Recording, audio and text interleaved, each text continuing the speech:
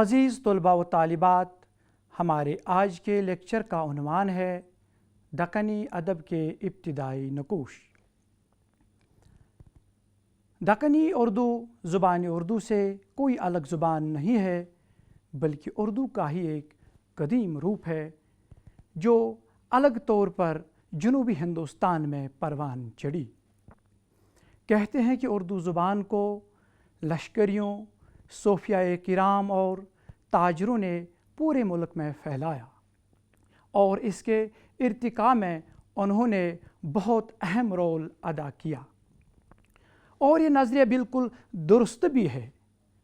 اردو زبان شمالی ہندوستان میں پیدا ہوئی اور سیاسی، مذہبی اور تجارتی تحریکوں نے اس کو پھیلایا۔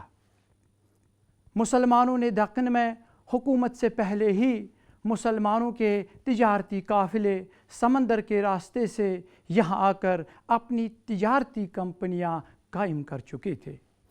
ظاہر ہے ان کے اور یہاں کے مقامی باشندوں کے درمیان تبادلہ خیال، لین دین اور تعلقات کی وجہ سے انہوں نے ایک دوسرے کی زبانوں کو سمجھنے اور سیکھنے کی کوشش کی ہوگی، اور اس طرح سے ایک دوسرے کی زبانوں کو متاثر کیا ہوگا۔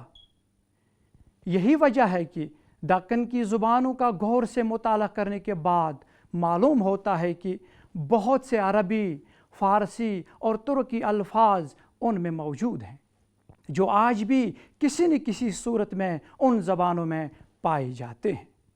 شمالی ہندوستان سے اردو زبان جب لشکر کے ساتھ دکن پہنچی تو اس کے وہاں پنپنے کے لیے ماحول سازگار تھا۔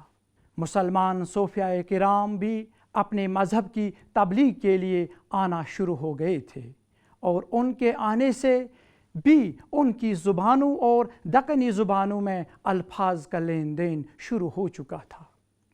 سب سے پہلے شمالی ہندوستان سے علاء الدین خلجی 1295 عیسوی میں دکن پر حملہ آور ہوئے، اور ان کے بعد ان کے سپہ سالار ملک کافور نے بھی کئی حملے کیے اور دیوگری کو فتح کر کے اپنا مرکز بنایا۔ اس طرح کئی علاقے ان کی زد میں آئے جو مراٹھی، تیلگو، تامل اور کنٹر کے علاقے تھے۔ فوجی اپنے ساتھ وہ اردو زبان ساتھ لائے جو شمالی ہندوستان میں ابھی ارتقاء کے ابتدائی مرحلے میں تھی۔ اس طرح دکن میں اردو کی ابتدائی صورت کا آغاز ہوا، لیکن اس کو ہم باضابطہ آغاز نہیں کہہ سکتے ہیں۔ باضابطہ آغاز اس وقت ہوا جب 1327 عیسوی میں محمد تغلق نے اپنا مرکزی دارالخلافہ دہلی کے بجائے دولت آباد منتقل کیا، اور سختی کے ساتھ ہر کس و ناکس کو مجبور کیا کہ وہ دولت آباد کا رخ کرے۔ صرف افواج، حکومت اور محکموں میں کام کرنے والے ہی نہیں، بلکہ تاجر، ہنرمند، کاریگر اور دیگر پیشہ ور لوگوں کے علاوہ شاعر، فلسفی، عالم، ادیب اور مذہبی پیشوا وغیرہ سب کے لیے حکم تھا، اور پوری سختی کے ساتھ۔ جو لوگ ہجرت کرنا نہیں چاہتے انہیں ہجرت کے لیے مجبور کیا گیا۔ غرض کی دہلی خالی ہو گئی۔ دولت آباد میں ہر طرح، ہر مزاج اور ہر مذاق کے لوگ آ بسے، اور یہاں ایک نئی دہلی آباد ہو گئی۔ پائی تخت کی منتقلی کا یہ قدم محمد تغلق کے لیے مفید ثابت نہ ہوا، لیکن دکن میں اردو کی ترقی اور فروغ کے لیے بہت ہی مفید اور سازگار ثابت ہوا۔ اس سے ادبی اور لسانی نتائج بہت دورس ثابت ہوئے۔ 1329 عیسوی میں محمد تغلق نے دہلی کو دوبارہ پائی تخت بنانے کا حکم دیا، اور ایک مرتبہ پھر آبادی اپنے متعلقین اور مال و متاع کے ساتھ دہلی کو نقل مقام کیا، لیکن یہ ناممکن تھا کہ پوری آبادی اس حکم کی تعمیل میں نقل مکان کرتی۔ کئی لوگوں نے بیزاری کے سبب بھی یہاں رہنا گوارا کیا، کئی لوگوں نے اپنے کاروبار قائم کیے تھے، ان کے لیے بھی واپسی مشکل تھی۔ شادی بیاہ کے باعث بھی کئی خاندانوں کو यहाँ मजबूरन रहना पड़ा और कई एक जो मकामी नज़म व नस्क से वाबस्ता थे उनके लिए रहने की मजबूरी थी ही। जो लोग यहाँ आबाद हो गए वो उर्दू ज़ुबान बोलते थे। आहिस्ता आहिस्ता उन पर मकामी ज़ुबानों का भी असर होने लगा। ये लिसानियात का उसूल है कि जब दो ज़ुबानें आपस में मिलती हैं तो अल्फाज का लेन देन तलफ़ुज़ और अस्वात में तब्दीली नागुज़ीर है, बल्कि कहीं कहीं तो इमला में भी फ़र्क आ जाता है। अलाउद्दीन खिलजी के हमलों और मोहम्मद तुगलक की पाई तख्त की मुंतकिली से जो सूरत हाल बदली और उसके लिसानी असरात जो यहाँ पर मुरतब हुए और अल्फाज वगैरह की जो सूरतें हमारे सामने आए, इस तमाम अरसे में उर्दू ज़ुबान का खमीर पूरी तौर पर तैयार हो चुका था और उसमें इतनी तवानाई और सकत पैदा हो गई थी कि उससे तख्लीकी इजहार का ज़रिया बनाया जा सके। मोहम्मद तुगलक के आखिरी दौर हुकूमत में अमीरान सदह ने मुत्हिद होकर बगावत कर ली। 1337 ईस्वी में दक्कन में तगलुक की बादशाहत ख़त्म हो गई और अलाउद्दीन हसन बहमनी ने अपनी खुद मुख्तारी का ऐलान करते हुए बहमनी सल्तनत की बुनियाद रखी। अलाउद्दीन हसन बहमनी ने पहले दौलत आबाद को ही पाई तख्त बनाया, फिर जल्द ही गुलबर्गा पाई तख्त मुंतकिल किया। बहमनी सल्तनत के 18 हुक्मरान हुए थे। बहमनी हुकूमत ने उर्दू को सरकारी ज़ुबान बनाया और उसकी सरपरस्ती की, जिससे इसको तरक्की के ख़ास मौक़े हासिल हुए और उर्दू पूरे दक्कन में फैल गई। वहाँ के शायरों, अदीबों और मजहबी रहनुमाओं ने इसको अपने ख़यालात के इजहार का वसीला बनाया। दक्कन के मकामी बाशिंदों ने फ़ातिह लोगों के ज़्यादा करीब आने और सरकारी मामलात में हिस्सा लेने की गर्ज से इस ज़ुबान को सीखने की कोशिश की और इस तरह यह ज़ुबान तरक्की की मंज़िलें तय करती गई और हुकूमत में भी इस्तिकाम पैदा हुआ। 14वीं सदी के नस्ब तक शुमाली हिंद और दक्कनी उर्दू में कुछ ज़्यादा फ़र्क न था, लेकिन बहमनी हुकूमत के क़याम के बाद गुजराती, मराठी, तेलुगु और कंटर वगैरह ज़ुबानों के ज़ेर असर इसमें तब्दीलियाँ शुरू हुईं। दरअसल बहमनी सलातीन ने ही महाराष्ट्र, कर्नाटक और तेलंगाना तीनों लिसानी इलाक़ों को एक ही रियासत और हुकूमत के तहत मुत्हिद किया और दक्कन की तहज़ीब व माशरत, अदब और सियासत की रहनुमाई के लिए इत्तेहाद और अमन कायम किया। इनका सबसे अहम कारनामा उर्दू ज़ुबान अदब ही है।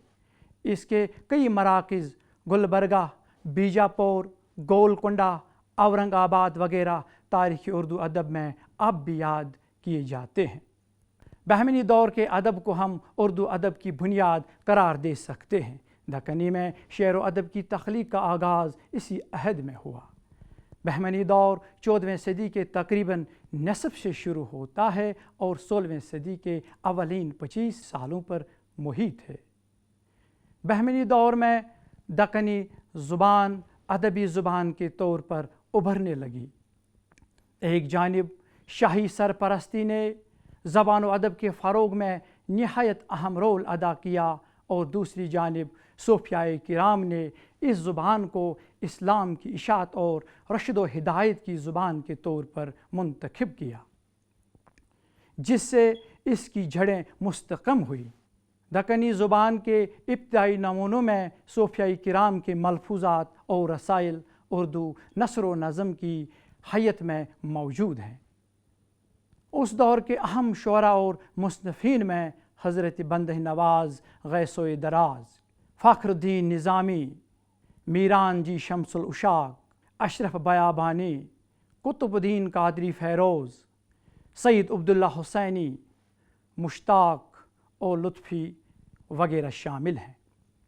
बहमनी सल्तनत के हुक्मरानों में फ़ैरोज़ शाह बहमनी इल्म व फ़ज़ल और शेर व सखन के दिलदादा थे, इसलिए उनके दरबार में उलमा व सूफ़िया जमा रहते थे। फ़ैरोज़ शाह बहमनी के अहद की एक खुसूसियत ये रही कि हज़रत ख्वाजा बंदह नवाज़ गैसो दराज गुलबर्गा में रौनक अफरोज़ हुए।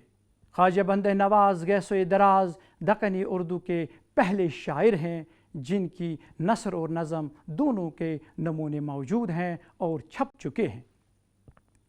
وہ دولت آباد میں پیدا ہوئے، 15 سال کی عمر میں دہلی گئے اور فیروز شاہ بہمنی کی حکومت میں گلبرگہ واپس آئے۔ جب 1400 عیسوی میں آپ بہمنی سلطنت کے صدر مقام گلبرگہ تشریف لائے تو خود بادشاہی وقت فیروز شاہ بہمنی نے آپ کا استقبال کیا اور قدردانی کا پورا حق ادا کیا۔ آپ ہم وقت عبادت اور درس و تدریس میں مصروف رہتے تھے۔ آپ کے ارشادات سے فیض حاصل کرنے کے لیے لوگ دور دور سے آتے تھے۔ انہوں نے بادشاہ اور زمانے کے مزاج کو دیکھ کر اردو میں لکھنے کا آغاز کیا۔ محققین نے آپ کی تصانیف کی تعداد 37 بتائی ہے، جن میں ہدایت نامہ، شکار نامہ، تلاوت الوجود، خلاصہ توحید وغیرہ شامل ہیں۔ حضرت خواجہ بندہ نواز نے مردوں کے ساتھ ساتھ عورتوں کو بھی اسلامی تعلیمات سے روشناس کرانے کے لیے ایک مختصر نظم چکی نامہ لکھی ہے۔ دکن میں اردو زبان و ادب کے ارتقاء میں آپ کی خدمات ناقابل فراموش ہیں۔ فخر الدین نظامی بہمنی دور کے نہایت اہم شاعر ہیں۔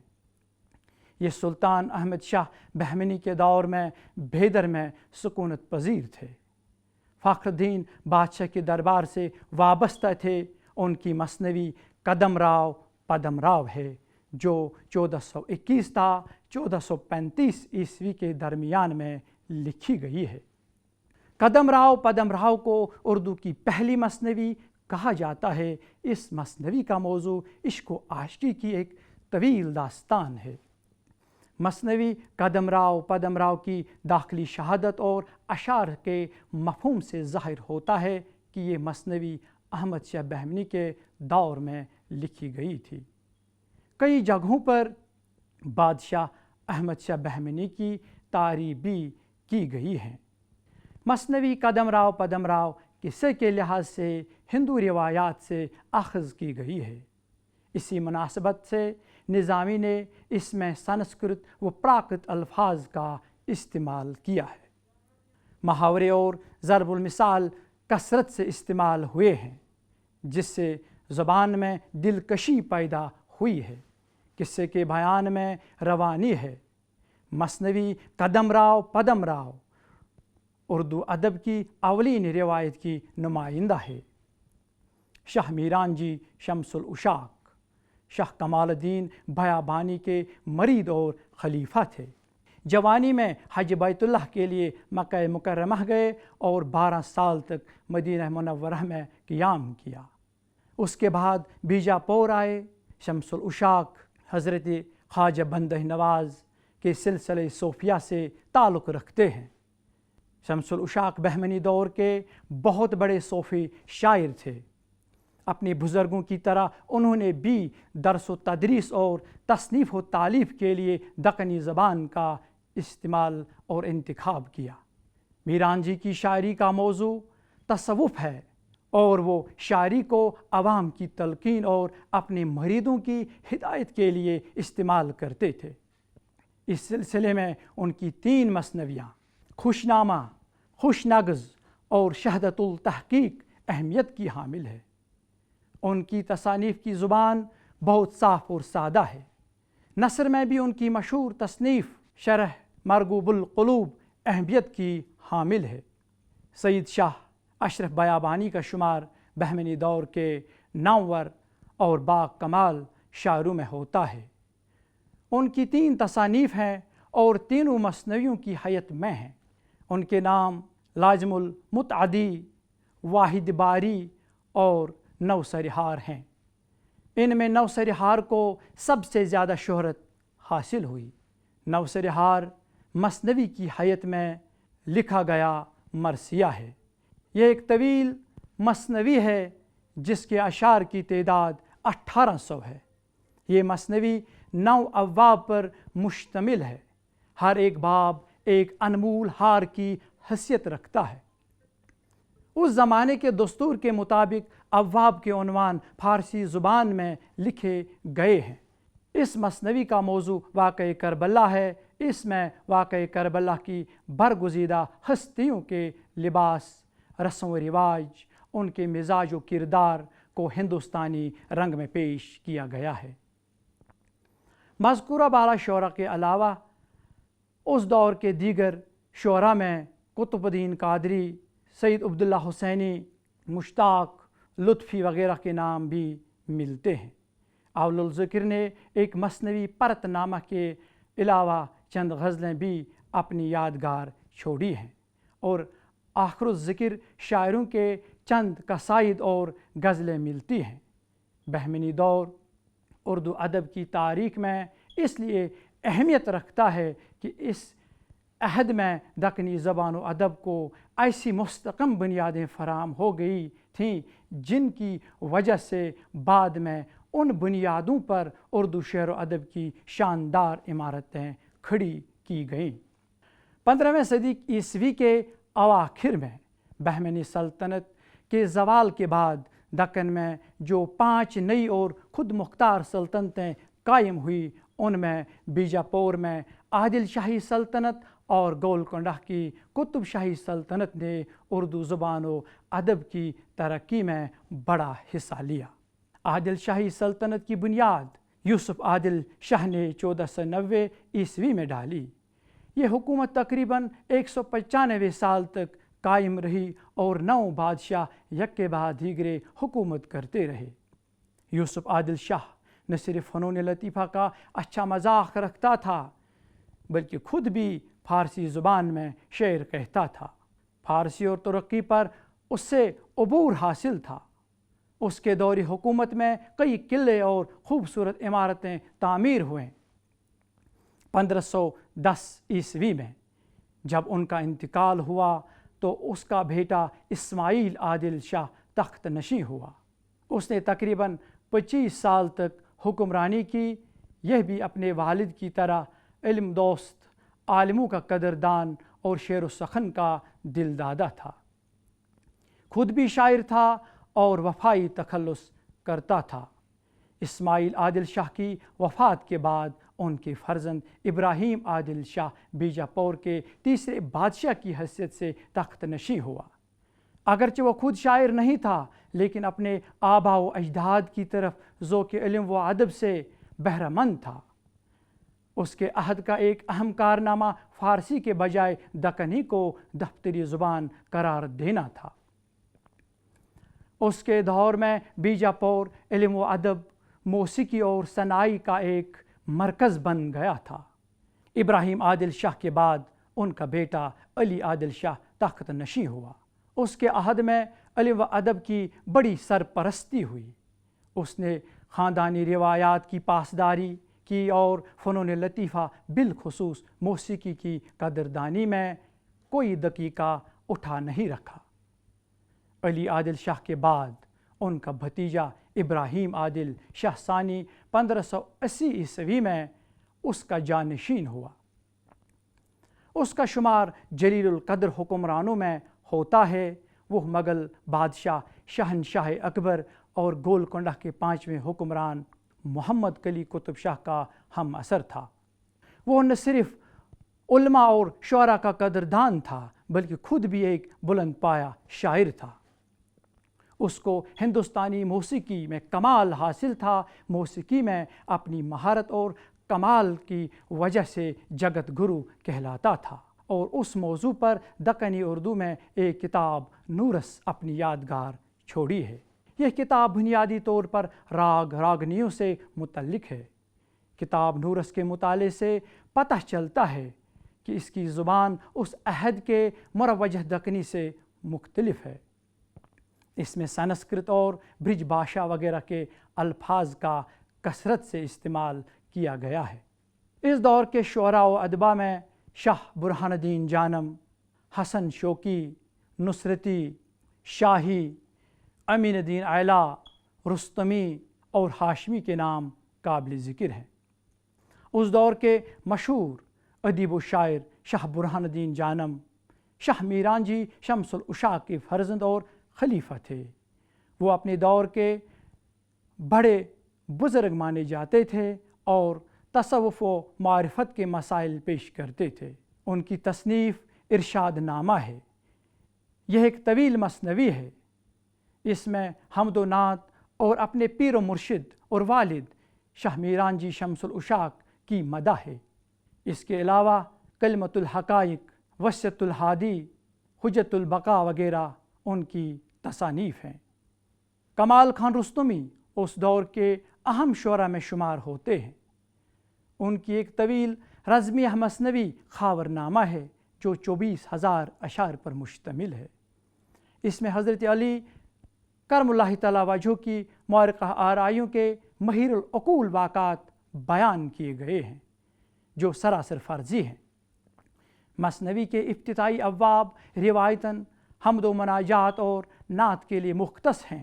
رستمی جو عادل شاہی دربار سے وابستہ تھے نے ملکہ ختیجہ سلطان شہر بانو کی فرمائش پر ابن حسان کی مثنوی خاور نامہ کا فارسی سے دکنی میں ترجمہ کیا۔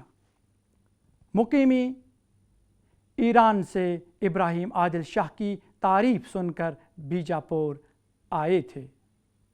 وہ فارسی کے شاعر تھے لیکن اردو سے متاثر ہو کر ایک مثنوی چندر بھدن و مہیار لکھی۔ یہ ایک عشقیہ داستان ہے جس میں ایک ہندو شہزادی چندر بھدن اور ایک مسلمان تاجر محی الدین مہیار کے عشق کی داستان ہے۔ حسن شوقی کا شمار قدیم دکنی کے باکمال غزل گو شعراء میں ہوتا ہے۔ غزلوں کے دیوان کے علاوہ 2 مثنویاں فتح نامہ نظام شاہ اور میزبانی نامہ ملتی ہے۔ فتح نامہ نظام شاہ دکنی اردو کی قدیم مثنوی ہے جو 624 اشعار پر مشتمل ہے۔ یہ اردو کی پہلی رزمیہ مثنوی ہے۔ اس میں نظام شاہ کو قصے کے ہیرو کی حیثیت سے پیش کرتے ہوئے اس کے دربار، جنگی مناظر اور میدانی کارزار کے ایسے معرکے پیش کیے گئے ہیں کہ واقعات آنکھوں کے سامنے متحرک نظر آتے ہیں۔ دوسری مثنوی میزبانی نامہ محمد عادل شاہ کی اس شادی کو موضوع بنایا ہے جو نواب مظفر خان کی لڑکی سے ہوئی تھی۔ اس مثنوی میں حسن شوقی نے محمد عادل شاہ کی خوبیوں کے ساتھ ساتھ اس کی سخن فہمی اور سخن پروری کی طرف بھی اشارے کیے ہیں۔ علی عادل شاہ ثانی 17 سال تخت نشین رہے۔ یہ بادشاہ خود بڑے شاعر تھے اور اردو کے مربی اور سرپرست تھے۔ شاہین تخلص کرتے تھے۔ انہوں نے بھی غزلیں، مثنوی اور قصیدے لکھے۔ ان کے کلام میں سوز و گداز اور رعنائی پائی جاتی ہے۔ انہوں نے گیت بھی لکھے۔ ان کے دربار کے ملک الشعراء ملا نصرتی تھے۔ نصرتی علی عادل شاہ ثانی کے بچپن کا ساتھی تھا، اس لیے بادشاہ کے مزاج سے واقف تھا۔ ان کے کلام کی اندرونی شہادتوں سے پتہ چلتا ہے کہ نصرتی کا خاندان دکن میں آ کر آباد ہو گیا تھا۔ شاید اسی لیے مقامی لوگ اس کے خاندان کو باہر کا خاندان کہتے، اس سے حسد کرتے تھے، بالآخر اسے قتل کر دیا گیا۔ نصرتی کی 3 مثنویاں گلشن عشق، علی نامہ اور تاریخ اسکندری کے علاوہ غزلوں، قصائد اور رباعیوں پر مشتمل دیوان بھی ملتا ہے۔ مثنوی گلشن عشق نصرتی کی اولین تصنیف ہے۔ یہ ایک عشقیہ داستان ہے۔ نصرتی کی دوسری تصنیف علی نامہ ہے۔ یہ ایک رزمیہ مثنوی ہے۔ اس میں سلطان علی عادل شاہ ثانی کے جنگی مہمات کا ذکر ہے۔ اس مثنوی میں تاریخی واقعات کو صحیح ترتیب کے ساتھ پیش کیا گیا ہے۔ اس میں بعض ایسی باتیں بھی ملتی ہیں جنہیں بیان کرنے سے تاریخ بھی قاصر ہے۔ اس طرح یہ مثنوی مورخوں کے لیے ایک اہم تاریخی دستاویز کی حیثیت رکھتی ہے۔ نصرتی کی تیسری مثنوی تاریخ اسکندری بھی ایک رزمیہ مثنوی ہے۔ اس مثنوی میں نصرتی نے عادل شاہی سپہ سالار کے جنگوں کا ذکر کیا ہے۔ شاہ برہان الدین جانم کے فرزند شاہ امین الدین ایلہ ایک صوفی شاعر تھے۔ انہوں نے بھی مثنویاں، گیت اور قصیدے لکھے ہیں۔ نثر میں بھی ان کے کئی رسالے ملتے ہیں۔ ہاشمی ایک مادر زادہ اندھے شاعر تھے۔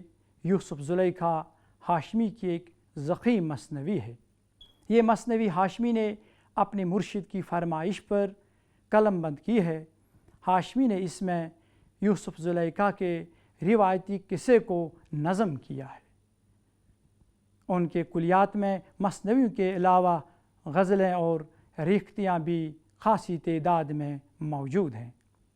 عادل شاہی دور کے شاعروں نے اگرچہ قصیدہ، غزل، رباعی اور مرثیہ کی صنف پر بھی توجہ دی ہے، لیکن بہشت مجموعی مثنوی کی صنف ہی تمام اصناف سخن پر چھائی ہوئی نظر آتی ہے۔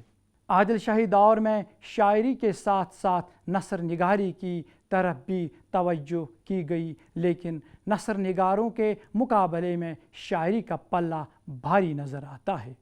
چونکہ اس دور کی کم و بیش تمام نثری تصانیف صوفیاء کرام کی نگارشات ہیں، اس لیے ان پر مذہب کی چھاپ نظر آتی ہے۔ گولکنڈہ میں قطب شاہی حکومت 1508 عیسوی سے 1686 عیسوی تک قائم رہی۔ اردو زبان ادب کی تاریخ میں قطب شاہی دور کو غیر معمولی اہمیت حاصل ہے۔ انہوں نے تقریباً 170 سال حکومت کی۔ اس سلطنت کے پہلے 3 بادشاہ سلطان کلی، جمشید کلی اور سبحان کلی جنگ و جدل اور حکومت کو استحکام دینے میں مصروف رہے، لیکن یہ بادشاہ بھی صاحب ذوق تھے۔ اس سلطنت کے چوتھے بادشاہ ابراہیم کلی قطب شاہ خود تو شاعر نہیں تھے، لیکن علم و فضل اور شعر و سخن کے دل دادا تھے، اور اس دور میں اردو زبان و ادب کا ایسا ماحول پیدا ہو گیا کہ اس نے کئی بڑے اردو شاعروں کو جنم دیا۔ انہوں نے جس طرح اہل علم و فضل کی قدردانی کی تھی، اس کی وجہ سے دور دور سے اہل علم و فضل دکن میں جمع ہو چکے تھے۔ ابراہیم قلی قطب شاہ کی وفات کے بعد گولکنڈہ کو ان کے فرزند محمد قلی قطب شاہ جیسا حکمران نصیب ہوا۔ محمد قلی قطب شاہ کا دور کئی اعتبار سے اہمیت کا حامل ہے۔ اس کا دور پرامن دور تھا۔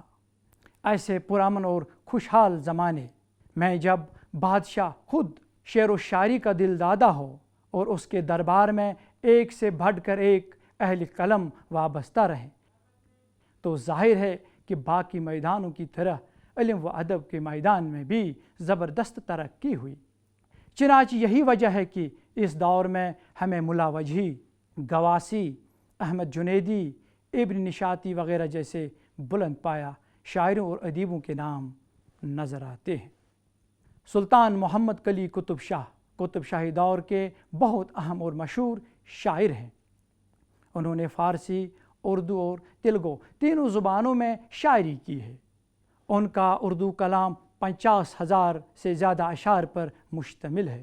محمد قلی قطب شاہ اردو کے پہلے صاحب دیوان شاعر ہیں، اور یہ بھی اتفاق ہے کہ اردو کا پہلا صاحب دیوان شاعر ایک بادشاہ ہے۔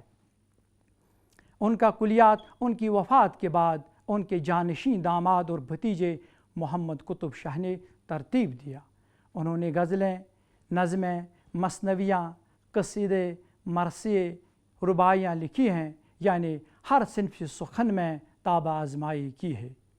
انہوں نے اپنے عہد کی عام زندگی، رسم و رواج، تیوہاروں، تقریبوں، موسموں، چرندوں اور پرندوں کو اپنی شاعری کا موضوع بنایا ہے اور نظمیں لکھی ہیں۔ وہ بادشاہ ہونے کے باوجود عوامی شاعر تھے۔ انہوں نے پہلی بار پوری طرح سے ہندوستانی معاشرت اور تہذیبی عناصر کو اپنی شاعری میں جگہ دی۔ ان کی غزلوں میں سادگی اور لطافت ہے۔ عشقیہ مضامین، حسن پرستی اور فراق و وصال کے مضامین بھی پائے جاتے ہیں۔ اس دور میں قطب شاہی بادشاہوں کے علاوہ خواسی، وجہی، مقیمی، ابن نشاطی وغیرہ مشہور قلمکار گزرے ہیں۔ ملک الشعراء اسد اللہ وجہی قطب شاہی دور کا ایک عظیم المرتبہ شاعر اور باکمال نثر نگار ہی نہیں بلکہ اپنے عہد کا ایک بلند پایہ عالم، فلسفی اور حکیم بھی تھا۔ انہوں نے قطب شاہی خاندان کے 4 بادشاہوں کا زمانہ دیکھا۔ فارسی اور دکنی دونوں میں مہارت رکھتے تھے۔ انہوں نے 1609 عیسوی میں ایک مشہور مثنوی کتب مشتری لکھی جس میں انہوں نے محمد قلی قطب شاہ کا باغمتی کے ساتھ عشق کی داستان بیان کی ہے۔ یہ قدیم مثنوی میں اپنے دلکش اسلوب اور اعلیٰ تخیل کی وجہ سے بہترین مثنوی مانی جاتی ہے۔ اس کے علاوہ ان کی 2 نثری کتابیں سبرس اور تاج الحقائق ہیں۔ سبرس اردو نثر کی پہلی ادبی کتاب ہے۔ یہ تمثیلی انداز میں لکھی گئی داستان ہے۔ مضمون تو تصوف کا ہی ہے لیکن تمثیل اور استعارے کے پہرائے میں لکھی گئی ہے۔ گواسی قطب شاہی دور کے اہم شاعر تھے۔ سلطان عبداللہ قطب شاہ نے انہیں ملک الشعراء کا خطاب عطا کیا تھا۔ گواسی کی 3 مثنویاں سیف الملوک و بدیع الجمال، مینا ستونتی اور طوطی نامہ بہت مشہور ہوئیں۔ غزل، قصیدے، رباعی اور مرثیے پر مشتمل ان کا دیوان بھی موجود ہے۔ حسن و عاشقی کا موضوع ان کا خاص میدان ہے۔ گواسی کی 3 مثنویاں عشقیہ ہیں لیکن عشقیہ قصے مختلف انداز میں بیان ہوئے ہیں۔ ان قصوں کے پیچھے اخلاق اور معاشرت کے آئین و آداب بھی تمثیلی پیرائے میں نظم کیے گئے ہیں۔ زبان و بیان کے اعتبار سے بھی گواسی نے اپنی انفرادیت قائم کی ہے۔ اس دور کے ایک اور مشہور شاعر ابن نشاطی ہیں۔ انہوں نے 1655 عیسوی میں اپنی مشہور مثنوی پھول بن لکھی۔ یہ نہایت سادہ انداز میں لکھی گئی مثنوی ہے۔ اس میں مختلف صنعتوں کا استعمال ہوا ہے۔ یہ مثنوی سلطان عبداللہ قطب شاہ کے دور میں صرف 3 ماہ میں لکھی گئی ہے۔ اس مثنوی کی زبان سادہ و سلیس ہے۔ مثنوی کے مطالعے سے شاعر کی قادر الکلامی اور فن کمال کا بخوبی اندازہ ہوتا ہے۔ پھول بن اپنی روانی و بے ساختگی، زبان و بیان کی صفائی، طرز ادا کی دلکشی اور فنی رچاؤ کے اعتبار سے دکنی ادب کا ایک قابل قدر کارنامہ ہے۔ قطب شاہی عہد کے دیگر شاعروں میں احمد گجراتی، عبداللہ قطب شاہ، فائز، طبعی اور جنیدی کے نام بھی اہمیت رکھتے ہیں۔ احمد گجراتی نے اپنی 2 مثنویاں یوسف زلیخا اور لیلا مجنون محمد قلی قطب شاہ کے دربار میں پیش کی تھیں۔ عبداللہ قطب شاہ بنیادی طور پر ایک غزل گو شاعر تھا۔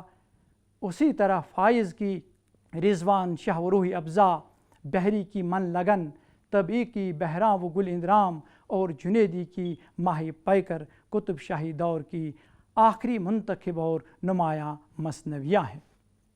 17ویں صدی میں مغل بادشاہ اورنگ زیب نے دکن پر حملہ کیا اور قطب شاہی اور عادل شاہی سلطنتوں کا خاتمہ کیا تو جغرافیائی تبدیلیوں کے ساتھ ساتھ تہذیبی، ثقافتی، لسانی، معاشرتی اور سماجی تبدیلیوں کا ایک نیا سلسلہ شروع ہو گیا۔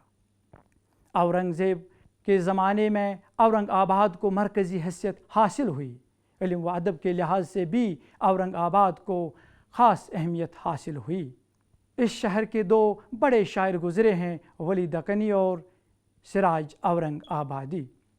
ولی دکنی اورنگ آباد کے باشندے تھے۔ بعض مصنفین نے انہیں گجرات کا باشندہ بتایا ہے لیکن ان کے دیوان کی داخلی شہادتوں سے معلوم ہوتا ہے کہ وہ اورنگ آباد کے باشندے تھے۔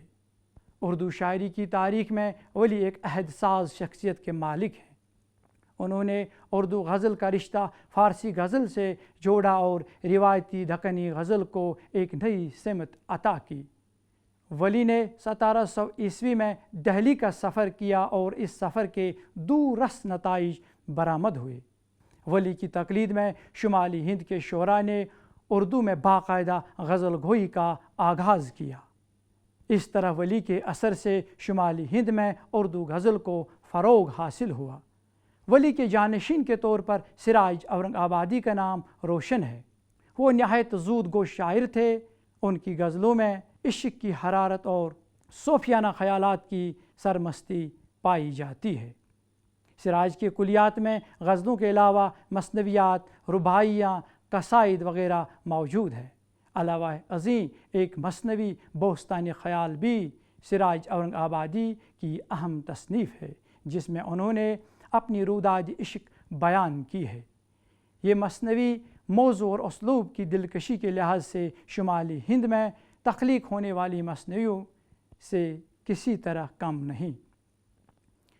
مغلیہ عہد میں دکن میں ولی اور سراج اورنگ آبادی کے علاوہ جن شعراء نے تخلیقی ادب کے سلسلے میں گراں قدر خدمات انجام دیے، ان میں شیخ داود، عاجز شاہ معظم حسینی، سید شاہ حسین ذوقی، وجدی شیخ محمد امین، ہاشم علی اور غضنفر کے نام اہم ہے۔ اس عہد کے شعراء نے حسن و رومان کی داستانیں، سچی کہانیاں، لوک داستانیں، اخلاقیات، تصوف اور فلسفیانہ خیالات پر مبنی تمثیلی مثنویاں لکھ کر قارئین ادب کے اذہان کو تطہیر و تنویر کا اہتمام کیا۔ مجموعی اعتبار سے دیکھیں تو دکن سے شروع ہونے والی علم و ادب کی روشنی کے سفر نے پورے بر عظیم کو اپنی آب و تاب سے منور کر دیا۔ یہ بات روزی روشن کی طرح واضح ہے کہ دکن میں ہونے والی لسانی تجربات میں جہاں تہذیبی ارتقاء کو یقینی بنایا، وہاں حیات و کائنات کے اہم مسائل سے آگاہی کی صورت میں بھی سامنے آئی۔ تخلیق ادب کے وسیلے سے قارئین ادب کے شعور و بصیرت میں ایک انقلاب آ گیا، جس کے ثمرات سے نئی نسل آج بھی مستفید ہو رہی ہے۔ تاریخ ادب میں اس لسانی و تہذیبی ارتقاء کو ہمیشہ یاد رکھا جائے گا۔ عزیز طلباء، مجھے امید ہے کہ آج کے لیکچر سے آپ نے دکنی زبان و ادب کے ابتدائی نقوش کے بارے میں کم کہو واقفیت حاصل کی ہوگی۔ آئندہ کسی اور موضوع کو لے کر آپ کے سامنے حاضر ہوں گے۔ جب تک کے لیے خدا حافظ و ناصر۔